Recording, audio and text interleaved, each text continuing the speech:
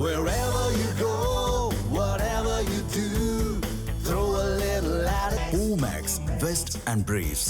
Election நேரத்தில் கட்சிகள் கிட்ட தொகுதி பங்கீடு, வேட்பாளர் பட்டியல் இது தொடர்பான செய்திகளை தான் நாங்கள் பொதுவாக தேடிட்டு இருப்போம். இன்றைக்கும் அந்த மாதிரி செய்திகள் மாட்டுதா, என்ன பரபரப்பான தேர்தல் செய்திகள் இருக்குது அப்படின்னு தேடிக்கிட்டு இருந்த சமயத்தில் முன்னாள் மத்திய அமைச்சர் ராசா பேசுனதா சொல்லி ஒரு ஆடியோ வெளியாயிருக்கு. அது யாருடைய குரல் அப்படின்னு இன்னும் உறுதிப்படுத்தப்படலை.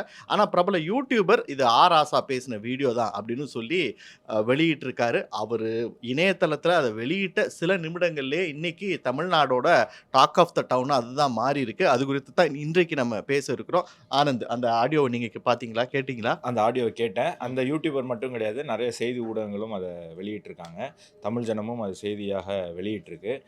நான் ராசா மாதிரி மிமிக்ரி பண்ணி யாரையும் பார்த்தது கிடையாது. அதனால் எனக்கு நான் இது அவர் தான் நம்புகிறேன். பட் இருந்தாலும் அது அவர் இல்லை அப்படின்னு அவர் தான் ப்ரூவ் பண்ணணும். அவர் ப்ரூவ் பண்ணுவாரா, இல்லாட்டி பிடிஆர் மாதிரி ஒரே ஒரு பேருக்கு ஒரு அறிக்கையை வெளியிட்டுட்டு ஒரு வீடியோ ஒன்று போட்டுக்கிட்டு வெளியிட்டவங்க மேலே கேஸு கூட போடாமல் அவர் தப்பிச்சிடுவாரா அப்படிங்கிறத நம்ம பொறுத்திருந்து பார்ப்போம்.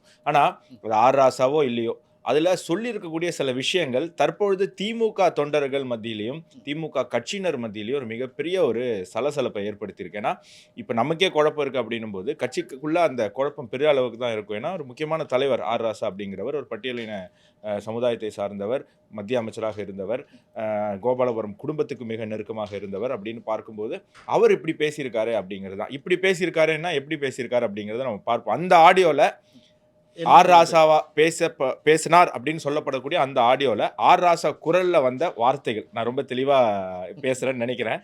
ஓகேவா? அவங்களுக்கும் ராசா அவர்கள் இது பார்த்தாலும் அவர் புரிஞ்சுப்பார் அப்படின்னு நம்புகிறேன். இப்போது கேஸில் மாட்டி போது, அதாவது அந்த 2G கேஸில் அவர் மாட்டின போது திமுக தலைமை என்ன பார்க்கவே இல்லை அப்படிங்கிற ஒரு அதிருப்தியை அவர் தெரிவிக்கிறார். இது மிகவும் உண்மையும் கூட. அவர் முதல்ல கேஸில் மாட்டின வரைக்கும் திமுக அதில் பெரிய இன்ட்ரெஸ்ட் காட்டவே இல்லை. கருணாநிதி அவர்களும் பெரிய இன்ட்ரெஸ்ட் அதில் காட்டல. அவருடைய மகள் அந்த கேஸில் லிங்க் ஆன பிறகுதான் அந்த குடும்பம், அந்த கட்சி அந்த கேஸில் ஒரு முக்கியத்துவம் கொடுத்து எப்படியாவது அவங்களுடைய பெண் கருணாநிதி அவர்களுடைய மகளை காப்பாற்றணும் அப்படிங்கிற ஒரு விஷயத்தில் அவங்க தலையிடுறாங்க. அப்படி இருக்கக்கூடிய விஷயத்தை இவர் ஒரு அதிருப்தியாக தெரிவிச்சிருக்காரு. நான் அரெஸ்ட் ஆகிருக்கேன், நான் கேஸில் மாட்டிக்கிட்டேன், எனக்கு ஒரு சப்போர்ட்டுமே பண்ணலை, என்னை யாருமே பார்க்கல, ஒரு ஆதரவு கூட தரல அப்படிங்கிற ஒரு கவலையை தெரிவிச்சிருக்காரு. இன்னொன்று, பணம் கலைஞர் டிவிக்கு போச்சு, ஆனால் சிபிஐ என் வீட்டில் விசாரணை பண்ணிட்டு இருக்காங்க அப்படிங்கிறது. அதாவது பக்கத்து வீட்டில் இருக்கக்கூடிய முஸ்தபா வீட்டில் ஒரு திருட்டு நடந்திருக்கு, ஏன் முருகன் வீட்டில் விசாரிக்கிறீங்க அப்படின்னு. தமிழ்நாட்டில் அப்படி தான் இருக்கும். பட் அவர் அந்த ஒரு வருத்தத்தை அவர் தெரிவிச்சிருக்காரு. பணம் கலைஞர் டிவிக்கு போச்சு, என் வீட்டில் விசாரணை தெரிவிக்கிறாங்க அப்படின்னு. அதுக்கப்புறம் நான் பெஸ்ட்டாக இருந்தா, ஒருவேளை நான் டென்ஷன் ஆகி என்னை யாருமே பார்க்கல, யாருமே எனக்கு ஆதரவு தெரிவிக்கலன்னு நான் கடுப்பாகி வார்த்தைகளை விட்டிருந்தா இன்னைக்கு இந்த கட்சியினுடைய நிலைமை என்ன அப்படின்னு பொருள் வரும்படி அவர் ஒரு வார்த்தையை பேசியிருக்காரு. அப்படி பெஸ்ட்டாக இருந்தால் அவர் என்ன பேசியிருப்பார், அவர் பேசாம இருந்தது என்ன அப்படிங்கிற ஒரு கேள்வி இப்போ உருவாயிருக்கு அப்படிங்கிறது பெரிய சந்தேகங்கள் திமுக தொண்டர்கள் மத்தியிலே ஒரு பெரிய பரபரப்பை ஏற்படுத்தி. ஆமா பரபரப்பை ஏற்படுத்தியிருக்கு. பணத்தை வாங்கினது ஸ்டாலின் தானே, நீ பேசாம ஸ்டாலின் தான் பணத்தை வாங்கினாருன்னு போட்டு கொடுத்துட்டு நீயும் கன்னிமொழியும் தப்பிச்சிடுங்க அப்படின்னு ஸ்டாலினுடைய அண்ணன் அழகிரி சொன்னதாக ஒரு வார்த்தை அவர் சொல்றாரு. ஸோ அந்த குடும்ப பிரச்சனை அப்போ பீக்கில் இருந்தது நம்ம பார்த்தோம். ஸோ திணிக்கு இதெல்லாம் கருணாநிதி உயிரோடு இருக்கும்போது இந்த பிரச்சனைகள்லாம். ஸோ அழகிரி அவனை மாட்டி விட்டு நீ தப்பிச்சிடு அப்படின்னு அவர் அவருடைய குடும்ப பிரச்சனையை இதுக்குள்ளே கொண்டு வந்ததாக நம்மளால் பார்க்க முடியுது. கலைஞருக்கு பிறகு கட்சி ஸ்டாலின் கைக்கு போகும், ஆனால் என் கையை விட்டு போகாது அப்படின்னு ஆதரவாளர்களுக்கு ஒரு வாக்குறுதியை கொடுக்குறாரு. கட்சி ஸ்டாலின் கிட்ட தான் போகும், ஆனால் நான் ஒரு செக் வச்சுருக்கேன். அதை அடுத்து சொல்கிறாரு.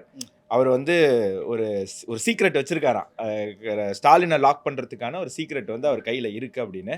அது என்ன சீக்ரெட் அப்படின்னு நமக்கு தெரியல, அது நம்ம பொறுத்திருந்து பார்ப்போம். ஆனால் லாக் பண்ணிடுவேன்னு ஒரு எச்சரிக்கிற டோனில் சொல்கிறார். ஒரு எச்சரிக்கை டோனில் அவர் சொல்கிறாரு, ஜெயிலிருந்து வெளியே வந்தால் நான் தான் ஹீரோ, எனக்கு ஹீரோ இமேஜ் ஆகிடும் அப்படின்னு அவர் சொல்கிறாரு.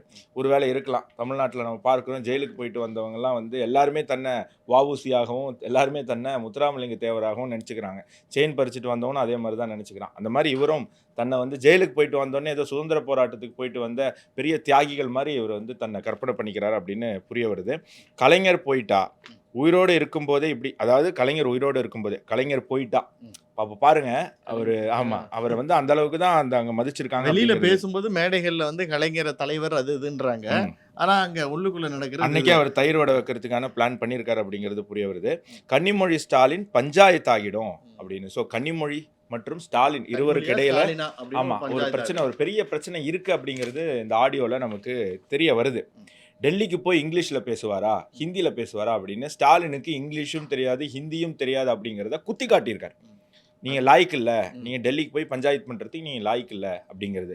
அதையும் மீறி அவர் நிறைய தடவை மோடி கிட்ட போய் பார்த்திருக்காரு, பேசியிருக்காரு அப்படிங்கிறத நம்ம புரிஞ்சுக்கணும். ஸோ ஸ்டாலினால கம்யூனிகேட் பண்ண முடியும் அப்படிங்கிறது நம்மளால தெரியுது. இது தேவையில்லாத ஒரு விமர்சனமாக நான் பார்க்கிறேன்.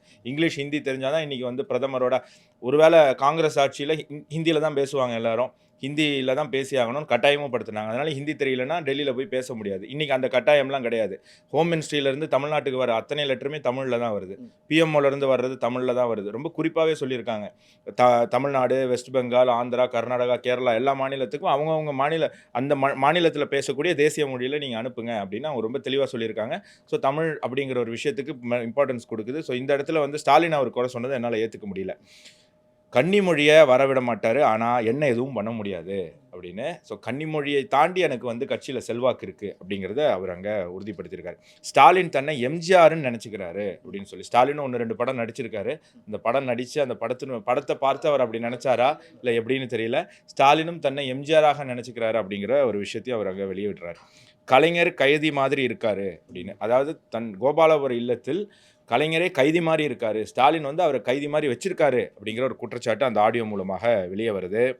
மூவ் பண்ண வேண்டிய நேரத்தில் மூவ் பண்ணுவோம் அப்படிங்கிற ஒரு ஹிண்ட் கொடுத்துருக்காரு. அந்த மூவ் பண்ண வேண்டிய நேரம் தான் இப்போ வந்திருக்கா, அதனால தான் மூவ் பண்ணியிருக்கா, இந்த ஆடியோ வெளில வந்திருக்கு, இது உண்மையான ஆடியோவாக இருந்தால் யார் லீக் பண்ணியிருப்பா அப்படிங்கிற கேள்விகள்லாம் எழும்புது. ஏன் இப்போ இது வந்து உண்மையான ஆடியோவாக இருக்க வாய்ப்பு இருக்குது அப்படின்னு நான் சொல்கிறேன். இருக்க வாய்ப்பு இருக்குது அப்படின்னு நான் சொல்கிறேன். ஏன்னா நம்ம சமீபத்தில் பார்த்தோம் தொகுதி பங்கீடு, எந்தெந்த தலைவர் எந்தெந்த தொகுதியில் போட்டிடணும்லாம் வந்து திமுகவில் மிகப்பெரிய ஒரு பேச்சு போச்சு. அப்போது நிறைய அமைச்சர்கள் தன்னுடைய மகனுக்கு தொகுதியை கேட்டிருக்காங்க. அப்போ ஸ்டாலின் ரொம்ப கட் அண்ட் ரைட்டாக சொல்லிட்டாரு, அப்பாவுக்கு சீட்டு கிடைச்சா பையனுக்கு சீட்டு கிடையாது, பையனுக்கு சீட்டுன்னா அப்பாவுக்கு சீட்டு கிடையாது. ஒருவேளை பையன் நிற்கட்டும் நீங்கள் முடிவு பண்ணிட்டீங்கன்னா பையன் ஜெயிச்சாலும் மந்திரி கிடையாது. அப்போது திமுகவில் இருக்கக்கூடிய மற்ற தலைவர்களுக்கெல்லாம் ஒரு கோபம் ஸ்டாலின் மேலே உருவாயிருக்கீங்க அப்படின்னு சொன்னால், நீங்கள் நிற்பீங்க, உங்கள் பையன் நிற்பார், நீங்கள் முதலமைச்சர், உங்கள் பையன் துணை முதலமைச்சர், ஏன் நானும் என் பையனும் அமைச்சராகக்கூடாது அப்படிங்கிற ஒரு கோபம் அவங்க மத்தியில் எழும்புது. இன்னொன்று, கனிமொழி அவர்களை மாநில அரசியலில் தலையிட விடாமல் இருக்கிறதுக்கான ஒரு விஷயத்தையும் ஸ்டாலின் குடும்பம் திமுகவில் செஞ்சுக்கிட்டு இருக்கு. அப்போது திமுகவில் பரவலாக பேசக்கூடிய ஒரு விஷயம் என்ன அப்படின்னு சொன்னால், இந்த தேர்தலில் திமுக தோற்றால்தான் இந்த குடும்பத்தினுடைய ஆதிக்கம் இந்த கட்சியில் குறையும்.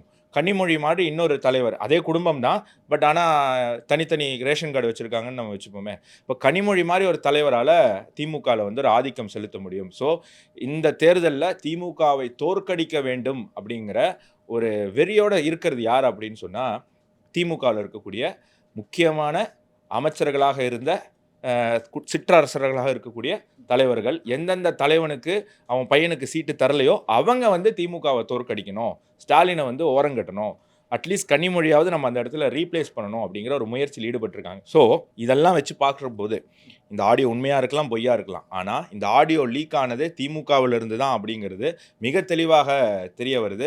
இதற்கு பின்னாடி கன்னிமொழி இருக்காங்களா இல்லை வேறு ஏதாவது தலைவர்கள் இருக்காங்களா அப்படிங்கிறத காலம்தான் பொறுத்து இருந்து சொல்லணும். இந்த மாதிரி ஒரு தேர்தல் நேரத்தில் இந்த மாதிரி ஒரு ஆடியோ திமுகவுக்கு ஒரு மிகப்பெரிய பின்னடைவு ஏற்படுத்தும் அப்படிங்கிறதுல ஒரு மாற்று கருத்து கிடையாது. நிச்சயமா அது ராசான்னு சொல்லி வெளியாயிருக்க அந்த ஆடியோவை நாங்கள் டீகோட் பண்ண முயற்சி பண்ணோம். அதில் இருக்க சில தகவல்களை தான் வந்து நம்ம இப்போ ஷேர் பண்ணியிருக்கோம். நன்றி.